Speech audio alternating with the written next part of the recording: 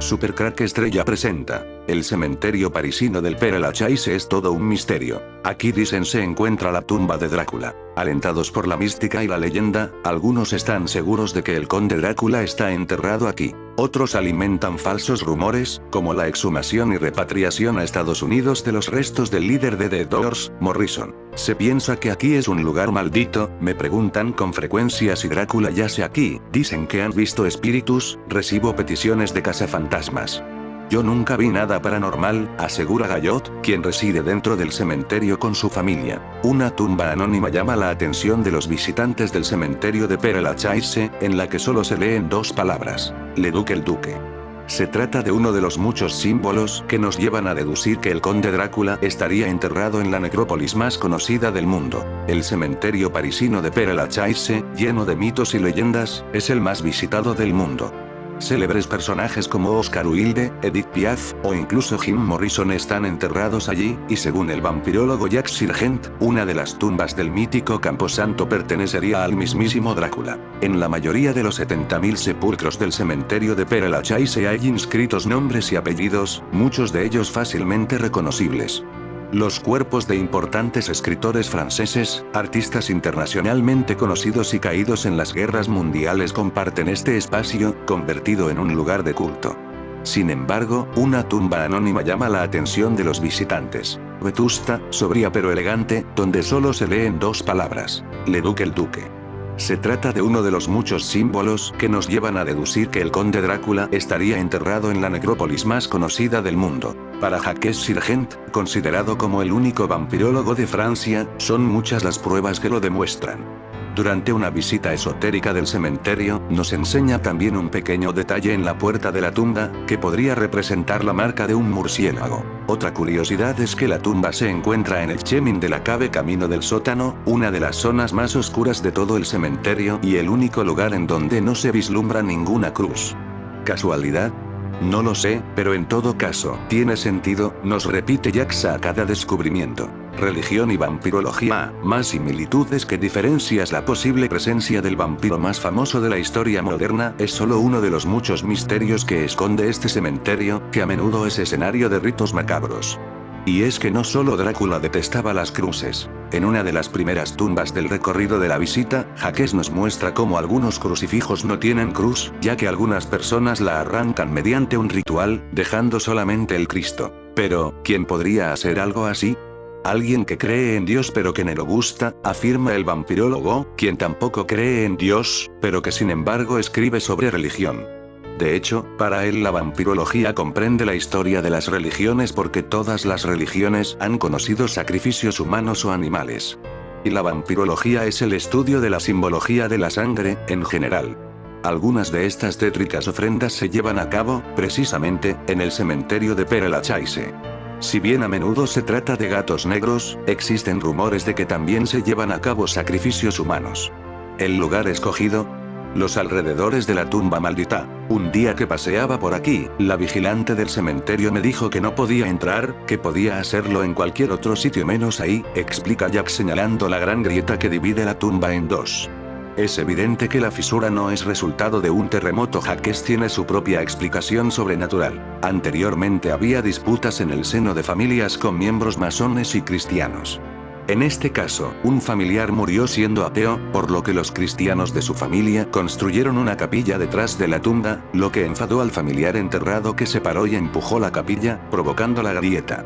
La tumba maldita se ha convertido en la tumba más peligrosa del cementerio, y ha conseguido intimidar incluso a los más atrevidos. No creo en los vampiros sino en las creencias de la gente. Tras una explicación exhaustiva de varios fenómenos paranormales, Jacques afirma sin embargo, no creer en los vampiros. Me intereso más en las causas que en los efectos, nos dice. Evidentemente creo más en las personas que en los vampiros. Me interesan los comportamientos humanos. Con este tipo de visitas intenta presentar a los asistentes una serie de historias, anécdotas y símbolos, una simbología que finalmente puede ser interpretada de manera diferente por cada uno. Para aquellos que consideran los vampiros como seres peligrosos, Jacques tiene su propia teoría. Un vampiro no tiene alma, pero no es por ello que es un monstruo. Si los vampiros existen, no tienen por qué dar miedo. El vampiro es en realidad una criatura que el hombre crea para protegerse del mundo exterior. Y es de hecho un ser romántico, porque el vampiro viene a visitar a la gente que quiere.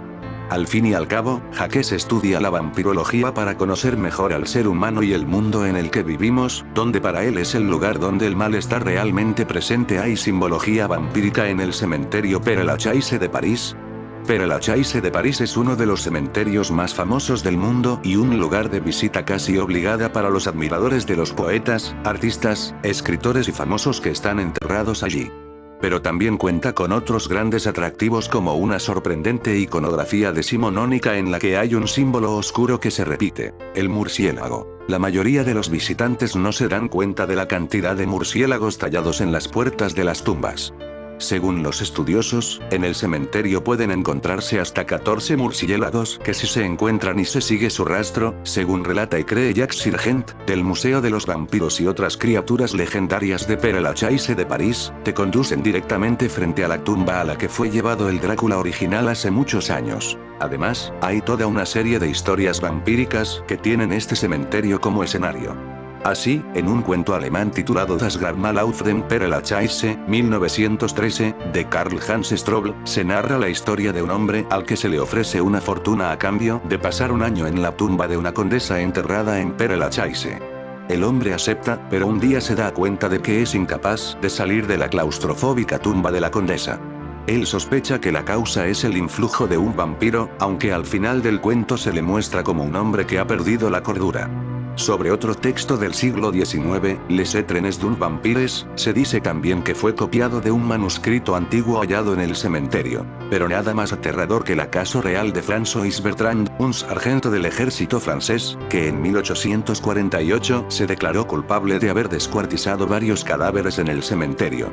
Bertrand, que recibió entonces el sobrenombre de El Vampiro de Montparnasse, confesó haber cometido el asalto y que no podía controlar el impulso de destrozar cadáveres. El cementerio El Père-Lachaise, ubicado en París, Francia, es uno de los más tétricos que hay en el mundo. La razón de que sea el más tétrico es por las tumbas y esculturas que hay en ella, y es por eso que los turistas estén atraídos por este cementerio aparte del arte de estas esculturas. Cuando tenía 27 años, Jim Morrison visitaba este cementerio por primera vez.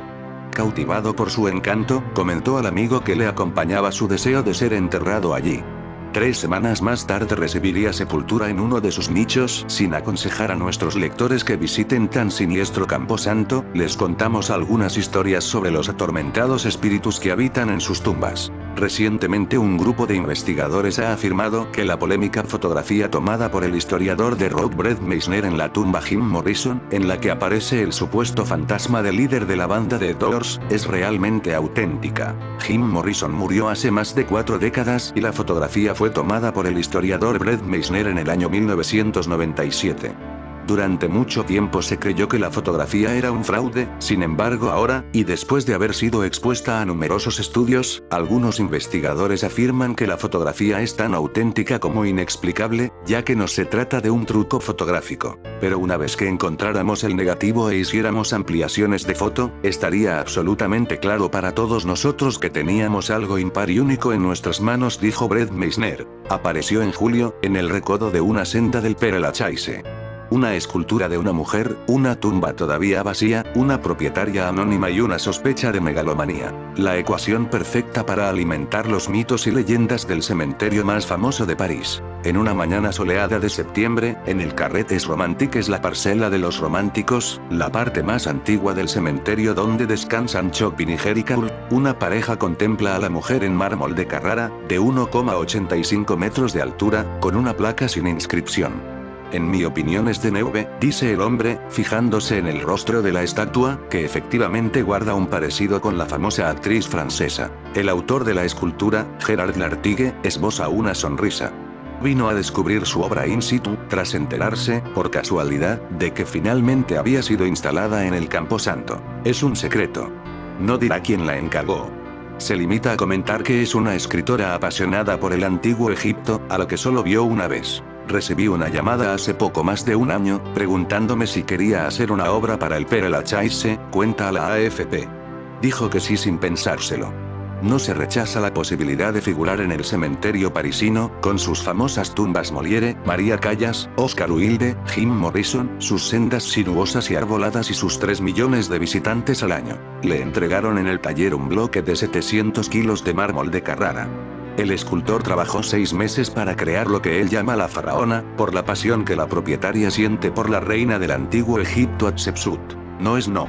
Megalomanía, lo insólito, lo desconocido, lo absurdo. Pero Lachaise es un teatro fantástico.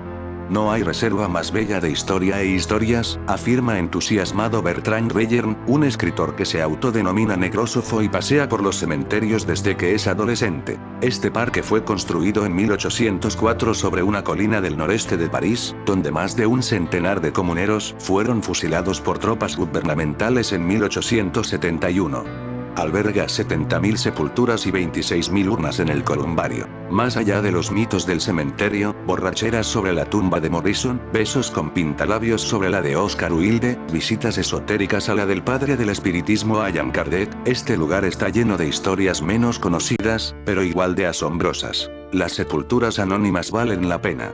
Como una placa en el columbario, sin nombre ni apellido, sin fecha. Solo una inscripción. No es no. Es el epitafio más nihilista imaginable, afirma Bellern, quien también cita la tumba de una señora fallecida hace 150 años, en la que el viudo escribió: «Espérame mucho tiempo». Telégrafo y cámara fotográfica. La construcción de un monumento funerario requiere la autorización del conservador del cementerio y una opinión del arquitecto de los edificios de Francia, explica el Ayuntamiento de París. Y, en teoría, no se puede erigir una sepultura antes de morir. Esto no impide los monumentos más extraños, como la tumba de Claude Chappe, inventor del telégrafo óptico a finales del siglo XVIII. Rocas cubiertas de musgo coronadas por un pequeño telégrafo. O la de la hija de la célebre miembro de la resistencia francesa durante la ocupación nazi Bertolt Albrecht, Mireille, escritora, galerista, viajera, musa de Saint-Germain-des-Prés. Una silla bistró abigarrada de azul, blanco y rojo, en equilibrio sobre la lápida. Otro monumento llamativo es el imaginado por André Chabot, un fotógrafo francés especializado en arte funerario, para su futura sepultura. Se trata de una enorme cámara fotográfica de granito negro colocada en el interior de una capilla.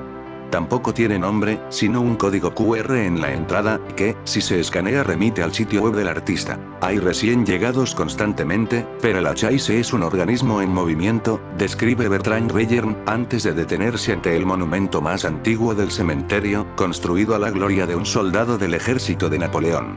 Se llamaba Guillaume Lagrange y murió en los desiertos de Polonia el 4 de febrero de 1807, donde fue enterrado. Su madre mandó erigir una piedra en la que está grabada, en estilo infantil, la historia de la corta vida del joven. Con el Google Earth podemos entrar en el cementerio como realice yo en este video, podemos ver una mujer tocar el cristal de la tumba de Oscar Wilde, y no sé yo, pero el reflejo de la mujer en el cristal me produce algo de perturbación. Es como si no se correspondiera muy bien con ella. Este fantasma saliendo de su panteón para dar una vuelta está en uno de mis lugares favoritos de París, el cementerio de Père Lachaise. Las 44 hectáreas y pico que hoy ocupa el cementerio parisino de Père Lachaise fueron adquiridas por los jesuitas en el año 1626. Por haber sido escenario de las primeras correrías infantiles de Luis XIV, los terrenos recibieron el nombre de Mont Louis y servirían de hospicio, a la vez que, años más tarde, fueron casa de retiro para el padre François de la Chaise-Daix, jesuita confesor del monarca.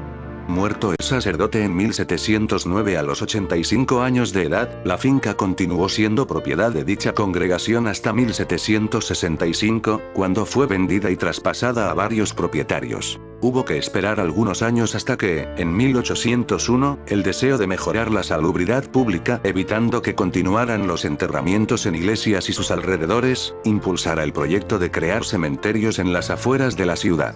Fue entonces cuando, bajo el mandato de Napoleón, Nicolas Frochot, jefe de la prefectura del Sena, ordenó la readquisición de los terrenos para que fuesen destinados a convertirse en la necrópolis del Este, más tarde conocida como Père Lachaise.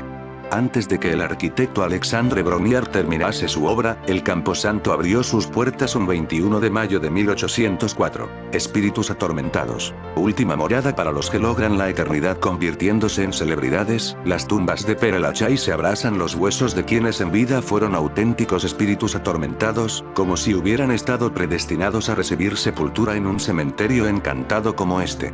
Y es que, detrás de cada epitafio, encontramos episodios sugerentes y auténticas historias de tragicomedia. Es el caso, por ejemplo, de la actriz Sarah Bernard, 1844-1923, que durante años vivió obsesionada con el tema de la muerte. Cuentan sus allegados que, para mitigar la angustia que le generaba la proximidad del ocaso, durante un tiempo tuvo la costumbre de dormir en un ataúd arropándose con las cartas que recibía de sus rendidos admiradores. En cuanto a Marcel Proust, 1871-1922, pocos conocen que financió un burdel de ambiente y que era aficionado a las prácticas sadomasoquistas más extravagantes. Del escritor Balzac, 1799-1850, se cuenta que solo encontraba inspiración a partir de la medianoche, hora en la que se despertaba y, vistiéndose con fantasmales hábitos de color blanco, se ponía a escribir. En cuanto al célebre Molière, 1622-1673, es de sobra conocida su repentina e inexplicable muerte tras la representación de la obra El enfermo imaginario. La tradición quiere atribuir la nefasta influencia al color de la bata con la que estaba ataviado: verde en Francia, morado en Inglaterra, y amarillo en España. Sin pretenderlo, su fallecimiento inauguró una de las supersticiones más extendidas en el mundo del teatro.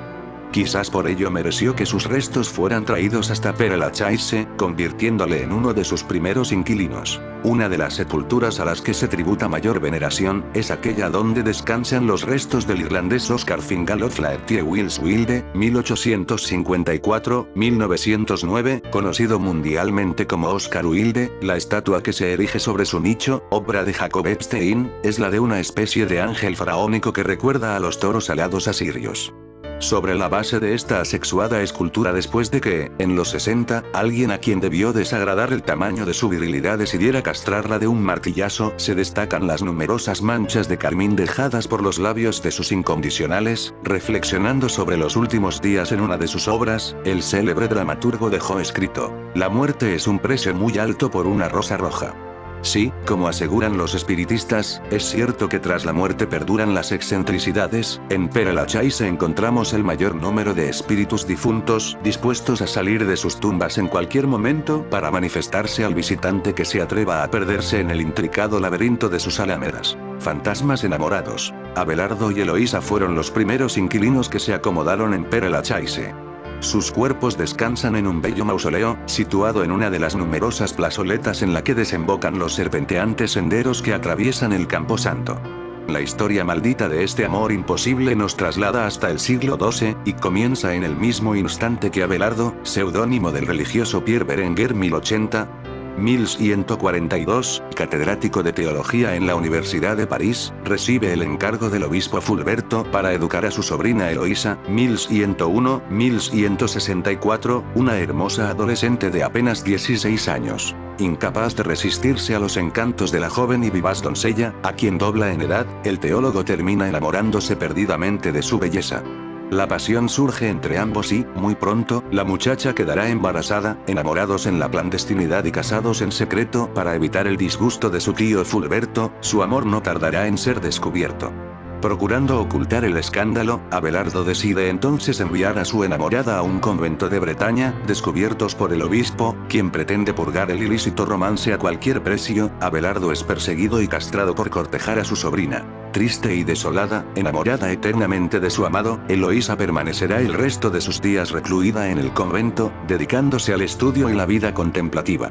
Tan solo la muerte volverá a unir a estos dos amantes, cuyos huesos descansan, juntos, en uno de los más románticos panteones de Père Lachaise. Otra de las historias malditas que pueblan este cementerio encantado es la que nos sugiere una de las sepulturas que más sobrecogen al visitante y que inmortaliza en piedra al fantasma de Madame Raspail. Su panteón familiar parece identificarse con el calabozo en el que, estando preso el político y revolucionario François Raspail, 1794-1878, recibe la dramática noticia de la muerte de su amada esposa. Aquella misma noche, el cautivo estadista se despertará sobresaltado ante la estremecedora aparición de su difunta mujer, quien, antes de emprender su viaje hacia el otro mundo, tendrá tiempo de hacerle una última y fantasmal visita. Calaveras aladas en el cementerio. Mucho antes de que películas como El Exorcista, 1973, provocaran reacciones histéricas entre el público, las primeras proyecciones de una pionera linterna mágica lograron aterrorizar a la audiencia, incapaz de distinguir si lo que estaba viendo era real o no. En este sentido, uno de los espectáculos más terroríficamente asombrosos era el proyectado en los teatros parisinos de la década de 1830 por el belga Etienne Robertson, 1763-1837,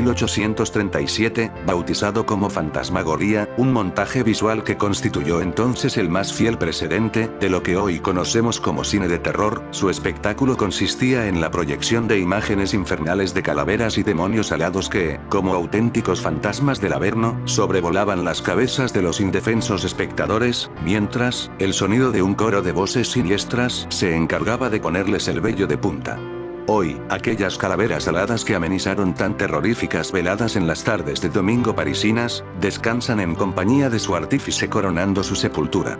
De noche hay quien asegura haber visto alguna de ellas, agitando sus alas para confundirse con el vuelo de algún murciélago. La tumba de Mefistófeles. Varias tumbas más allá descansa el cuerpo del célebre mago y cineasta Georges Méliès, 1861-1938, hijo de un zapatero que frustra su carrera artística como dibujante, quien rodara la iconográfica imagen de Lobus estrellándose en el ojo de la luna en Le Voyage dans la Lune, 1906, comenzaría a sentirse cautivado por el teatro ilusionista durante su estancia en Londres, cuando se convierte en un asiduo visitante de la sala Egyptian Hall.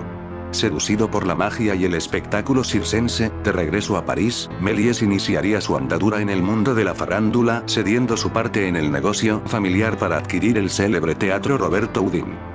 Después de asistir a la famosa exhibición ofrecida por los hermanos Lumière, alumbraría la idea de mezclar el género fantástico con las posibilidades que permitían el hallazgo de un nuevo e incipiente medio para relatar historias. Es así como, entre 1896 y 1897, el mítico cineasta rueda la que puede considerarse como la primera película satánica de la historia del cine, Le Cabinet de Mephistófeles. El film, de poco más de 3 minutos y pionero en el uso de efectos especiales, nos muestra al propio Méliès caracterizado como señor del Averno, quien desaparece dejando una estela de humo cuando alguien realiza la señal de la cruz. El cortometraje sería el primero en toda una serie de películas inspiradas en el mito de Fausto, y en el que al propio Méliès se le antojaría el oscuro capricho de reservarse el papel de Mefistófeles. Quién sabe, quizás como el mítico Bela Lugosi, amortajado con su túnica de vampiro, la sombra fantasmal de Méliès, ataviado con su mefistófélica capa, se deslice fugazmente cada noche por entre las tumbas presagio de muerte. Cuando, aquella tarde del mes de junio, Jim Morrison, 1943-1971, paseaba entre los nichos de este cementerio en compañía de su amigo Alain Ronay, no pudo evitar comentarle su deseo de ser enterrado aquí. Como si de una premonición se tratara, aquel joven que todavía no había cumplido los 28 años, vería cumplida su voluntad apenas 3 semanas más tarde. Su repentina muerte, rodeada de extrañas circunstancias, continúa siendo un auténtico enigma, si hemos de creer el testimonio de la que entonces fuera su novia, Pamela Courson. Su cuerpo fue hallado sin vida tendido en la bañera y con el rostro empapado en un vómito de sangre la mañana del 3 de julio, aquella misma noche habían cenado juntos en un restaurante chino. Antes de que acudiera la policía, ella y un amigo de ambos, Jean de Breteuil, se encargarían de ocultar cualquier rastro de heroína, droga a la que el artista era adicto junto a la cerveza, causa de su obesidad en los últimos meses. También se encargaron de hacer desaparecer las últimas anotaciones de su diario y varias cartas privadas cuyo contenido es todavía un misterio. Antes de ser enterrado, y mientras la policía realizaba sus investigaciones, Pamela insistió en dormir 2 noches con el cuerpo sin vida del que había sido su pareja. En un auténtico alarde de necrofilia, aseguraba que esta sensación le reconfortaba y que no le importaría vivir así con él el resto de su vida, solo cuando el estado de descomposición del cadáver le impidió conciliar el sueño, consintió en que recibiera sepultura, para que no olvidara su amor en el otro lado. Pamela metió en su ataúd todas las fotos de ella misma que encontró. La mañana del 7 de julio se celebró el funeral. Más de 30 años después, su modesto nicho es hoy uno de los más venerados. El emblemático busto que lo coronaba, auténtico icono de la perpetuidad del artista, desaparecería misteriosamente en 1990, quién sabe si expoliado por alguna de sus más incondicionales fans. Al caer la noche hay quien asegura que del interior de su tumba se escapa un sonido melodioso. Son los últimos acordes de Moonlight Drive, una de las composiciones más emblemáticas de su grupo, The Doors. El panteón de los espíritus. Pero si hay un auténtico punto de encuentro para los espíritus que rondan Père Lachaise, ese debe ser el nicho que ocupa Allan Kardec, 1804-1869, fundador del espiritismo. Ubicada en un cruce de alámedas, se dice que esta sepultura, visita obligada para todos los amantes de lo oculto, está rodeada de misteriosas energías. Probablemente es el tributo que se merece quien en vida se interesó por las manifestaciones de ese otro plano invisible, hasta el extremo de sistematizar en un cuerpo teórico las doctrinas del espiritismo moderno surgido en la mitad del siglo XIX. Tras finalizar sus estudios en la Facultad de Medicina, y antes de ser conocido como Allan Kardec, León Hipólito de Nisardiville experimentaba en el campo del mesmerismo, que postulaba la existencia de fluidos magnéticos que permiten la sanación de ciertas enfermedades.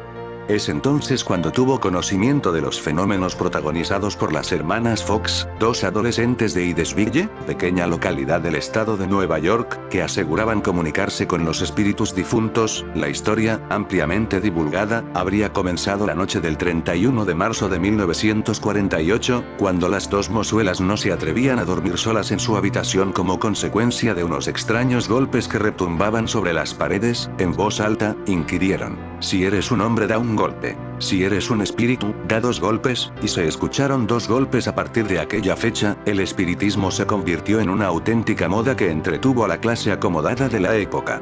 Para muchos, fue un mero pretexto para celebrar reuniones sociales, cuyas veladas permitirían escarceos amorosos entre unos convidados que abrazaban una válvula que les permitía evadirse del severo puritanismo victoriano.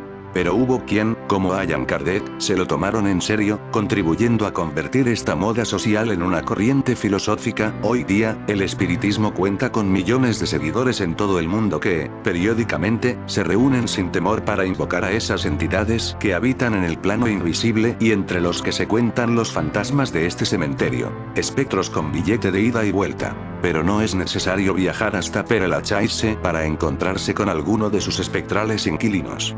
El supuesto don de la ubicuidad y la capacidad para trasladarse en el espacio y el tiempo que tienen los fantasmas permite que cualquiera de nosotros pueda tener un encuentro con alguno de ellos. En su libro Extraños Fenómenos Sobrenaturales, 2000, Sylvie Simon menciona el caso de una sensitiva, Alexandra Cazorla, a cuya consulta acudió en cierta ocasión una misteriosa mujer. Era muy pálida, frágil, casi diáfana, con largos cabellos negros que le caían por la espalda. Me dio la impresión de que era plana, que no tenía espesor, no sé cómo expresarlo, pero era como si estuviese en 2 dimensiones y no en 3. La mujer le comentó que había sido estrangulada y que vivía en Père Lachaise. Preguntada si se refería a un lugar cercano al célebre cementerio, la mujer insistió en que se trataba de Père Lachaise, e incluso reveló el número de la alameda en el que pretendidamente se hallaría su sepultura. Cuando la estupefacta sensitiva acompañó a la misteriosa chica hasta la puerta, esta se volatilizó en el aire. O el día que intentaron volar la tumba de Allan Kardec. La tumba de Allan Kardec sufrió un gran ataque. Cuando se trata de la muerte de un personaje famoso, es comprensible la conmoción de muchas personas de diferentes lugares. Sin embargo, cuando la muerte es de mayor conmoción, una persona conocida, es importante estar atento a las infracciones graves, lo que lamentablemente no es infrecuente. Mucha gente piensa que es una tontería cuando la familia de los famosos prohíbe las visitas a las tumbas, o pone medidas de seguridad estrictas, pero desafortunadamente hay gente mala en todas partes. ¿En qué año fue violada la tumba de Allan Kardec? En 1989, más concretamente el 2 de julio, la tumba de Allan Kardec fue violada en París, en el cementerio de Père Lachaise. La tumba contenía los restos del líder espírita y su esposa, Amélie Baudet, y ambos restos fueron violados. No se sabe con certeza qué sucedió realmente, pero existe la sospecha de que algunos fanáticos religiosos pueden estar detrás de esto. Alrededor de las 2:15 am, se pudo escuchar una explosión proveniente de la tumba de Kardec. Además de partir la base granítica del monolito, se hundió y alcanzó parte de los restos del féretro donde estaban los huesos, informó Altamirano Carneiro al diario Correio Fraterno en 2010. Allan Kardec murió el 31 de marzo de 1869 e inicialmente fue enterrado en el cementerio de Montmartre, pero luego fue trasladado al Père-Lachaise, que se inauguró en 1804. El cementerio es famoso por guardar los restos de otros personajes famosos, como Chopin, Bellini, Oscar Wilde, Victor Hugo, Proust y La Fontaine, siendo grandes nombres de la música, la literatura y las artes en general. A pesar de todo el tiempo que ha pasado desde la muerte de Allan, todavía se está investigando mucho sobre él. Recientemente, el 16 de julio de 2020, la investigadora Dora Encontri terminó contando en una entrevista a Pedro Vial que según sus investigaciones, Allan Kardec tenía una hija. Esto se basó en unas 2000 cartas del codificador del espiritismo. Según Dora, la niña probablemente era una hija adoptiva, quien lamentablemente murió, y él habló de la niña en sus cartas. Vale la pena recordar una carta del suegro de Allan, dando sus condolencias por la muerte de la niña. Las cartas fueron traducidas del francés al portugués, para el estudio de las obras de Allan, para quienes siguen la doctrina espírita. En fin amigos de Supercrack Estrella, si el video te gustó pulgar arriba.